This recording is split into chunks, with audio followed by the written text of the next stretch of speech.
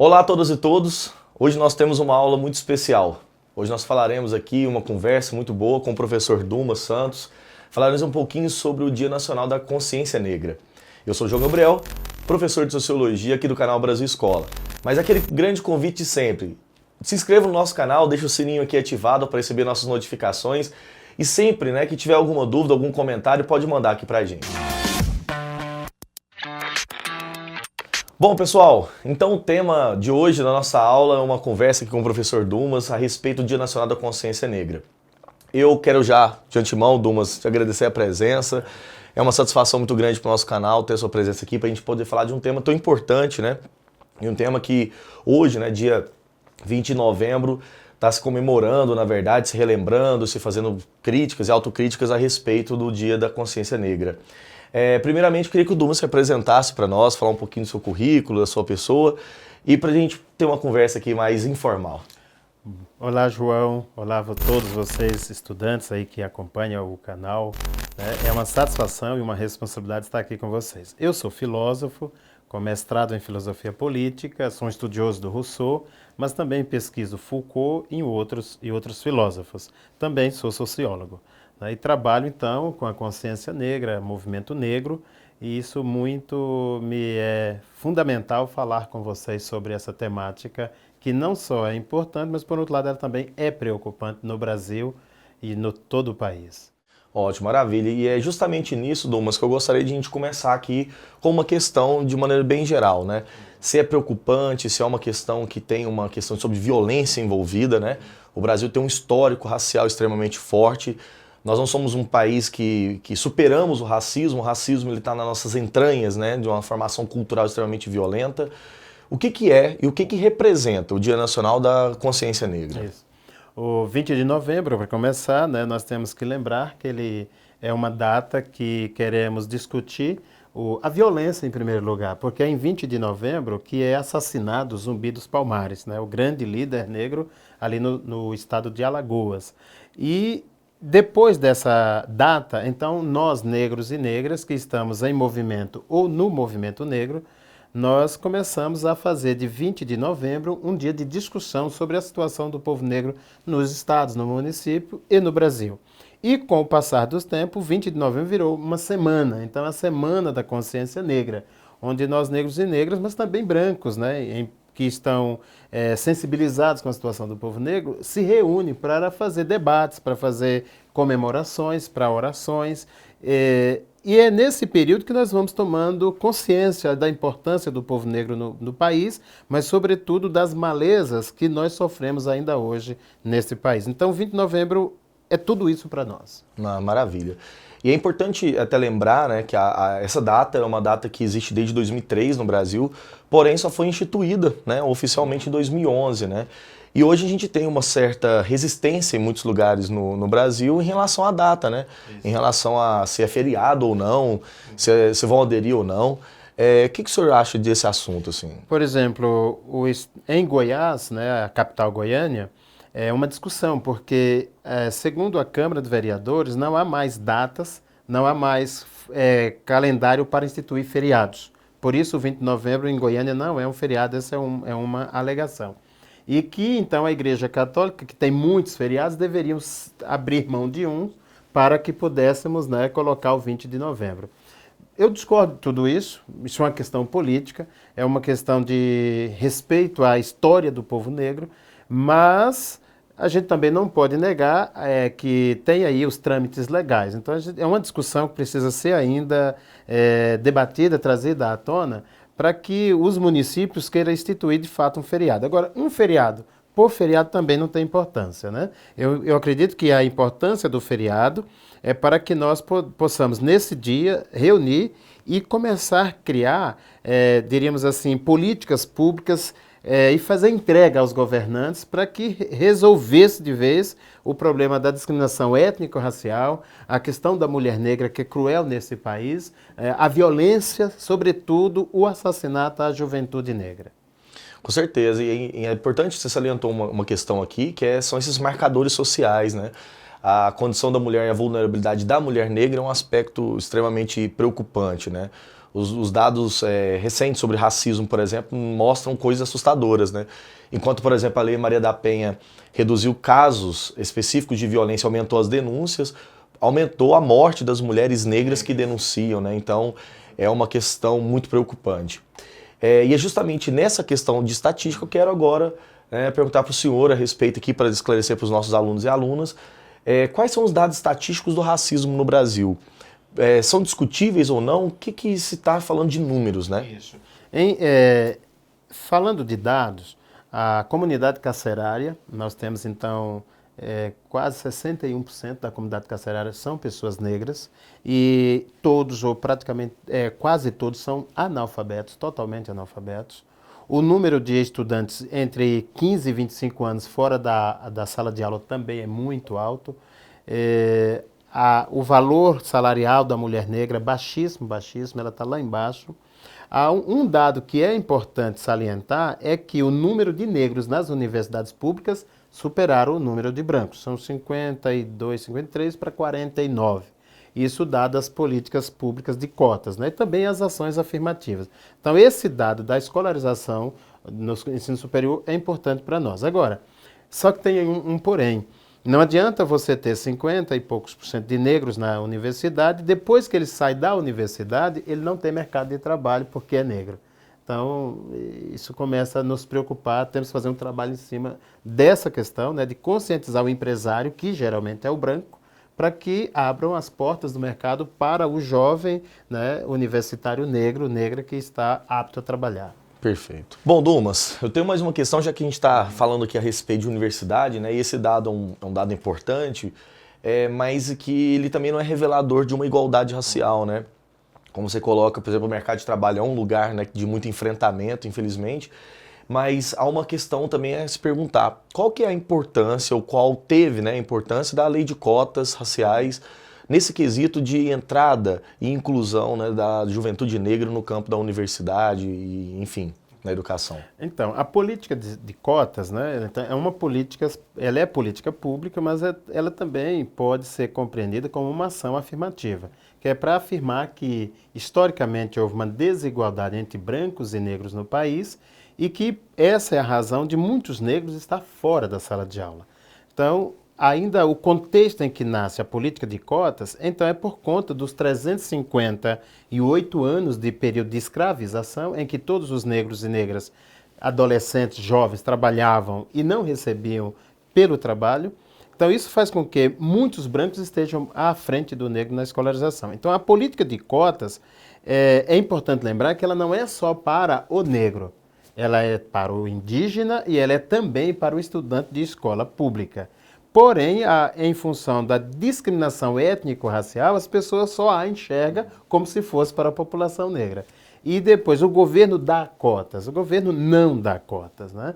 É a população negra organizada é que exige a reparação econômica, educacional historicamente, e a política de cotas é uma forma de inserir o negro, a negra na sala de aula. E, consequentemente, mercado de trabalho. Então, a importância dela é o reconhecimento público da dívida histórica com o povo negro. Um outro segundo ponto fundamental é esse dado que temos do IBGE, que nós, negros e negras, na universidade pública, superamos o número de brancos. E uma terceira situação, que eu diria assim, que é importante da política de cotas, é o estudante branco, a comunidade branca entender que o povo negro é parceiro no país, né? O país pertence a todos.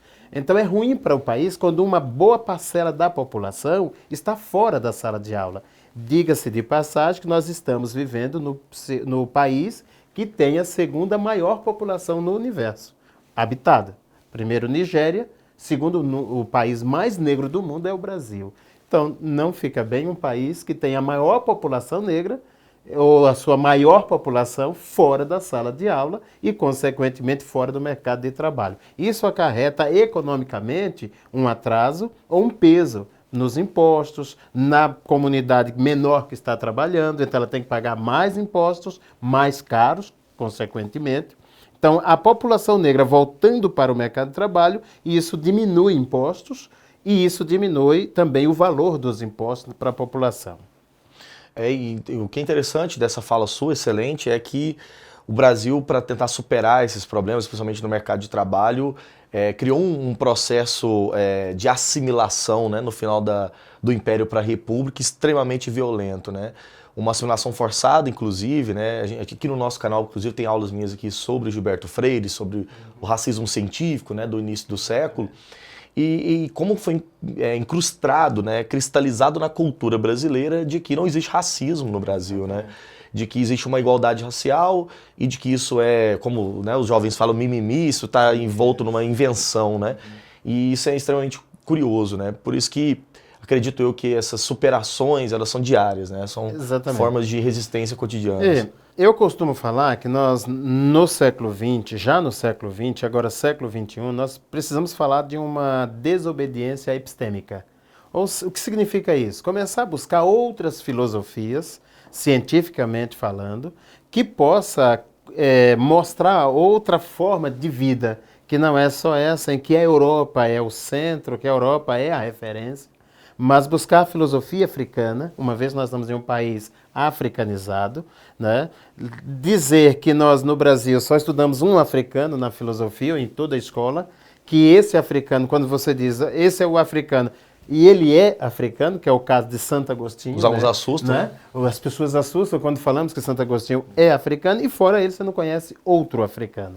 Então nós precisamos trazer os filósofos africanos para a discussão, para mostrar como que o racismo ele é estrutural e ele é também uma construção social, né? Há grupos hegemonicamente poderosos que deseja essa forma de lidar entre a população, onde o negro está geralmente contra o branco e vice-versa, onde a polícia ele sempre vai abordar um negro como se já fosse um criminoso, nunca como um cidadão. Nós temos casos gritantes no país de estar um negro e um branco andando e a polícia atirar no negro, por exemplo, né? E quando nós falamos dessa situação, parece que é errado falar, né? É como se fosse esse negro não pode falar, quer dizer, eu posso atirar, mas o negro não pode falar que foi atirado. É como se você fosse polêmico, é como se você não gostasse da polícia e etc. Então, nada disso. Apenas queremos igualdade, né, nos direitos ao trabalho, de uma economia que a gente nunca discute o problema da economia brasileira, que é uma economia não democratizada. Você trabalha, mas vive mal, e vive muito mal às vezes, né? O problema o próprio sistema educacional, ele não é para o negro. Nós não estamos dentro daquele sistema. Você pode pegar os livros didáticos. Nos últimos anos, depois de tantas críticas, é que você começa a ver pessoas negras nos livros didáticos, né? Você vai nas propagandas, você anda na sua cidade, você não vê. Poucos negros estão nas propagandas. Isso vai, então, gerando uma forma de pensamento de que o negro é o ser inferior, ele é o incômodo, ele é o feio, o problema da estética, né?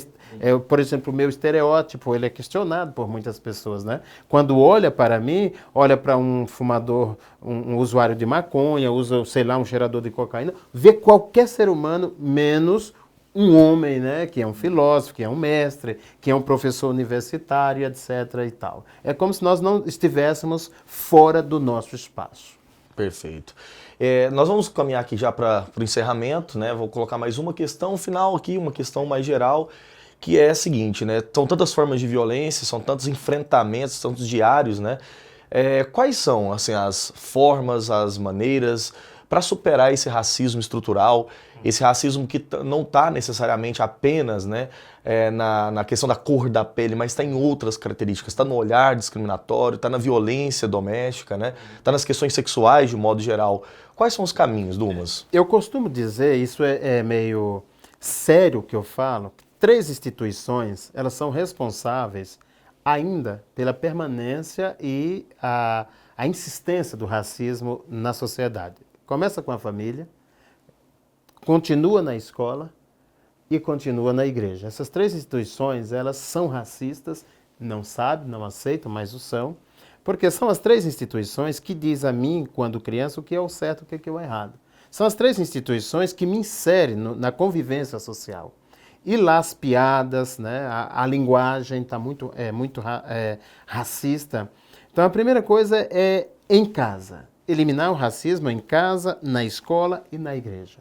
Segundo ponto, o homem negro, a mulher negra precisa se perceber homem negro, mulher negra, sem nenhum problema, com todos os direitos que qualquer outro ser humano de outra etnia tem. E o terceiro ponto, o diálogo entre negros e brancos. Nós precisamos continuar esse diálogo, nós precisamos sair do extremismo de que o negro é feio, fedido, preguiçoso, ladrão, e sair daquele outro extremismo de que o branco é racista e só por isso ele não presta. Mas nós precisamos fazer o caminho do meio, né? Ou seja, o equilíbrio, a prudência, e fazer o diálogo para que nós nos eduquemos e vamos, com o tempo, eliminando. Eu sempre digo, ninguém tem que reduzir racismo. Racismo se elimina, você não Se combate. isso. Se combate e acaba com isso. Isso vai demorar, não vai acontecer assim de um dia para o outro, mas nós temos que sonhar e trabalhar nesse sonho de erradicar o racismo no Brasil e no mundo. Perfeito. Dumas, meu muito obrigado. Obrigado, Eu João agradeço Gabriel. demais a sua presença. Com certeza a sua fala foi muito esclarecedora para todos nós. Ela vai produzir em nós aqui uma reflexão muito profunda. Eu acho que os alunos também se sintam muito, acho que parabenizados também por estar acompanhando nosso canal. Muito obrigado. E vão ganhar muito com essa aula, tá? Muito obrigado. Fica Com aberto já o certeza. convite para um próximo encontro nosso aqui, uma Estarei próxima aqui. conversa, tá certo?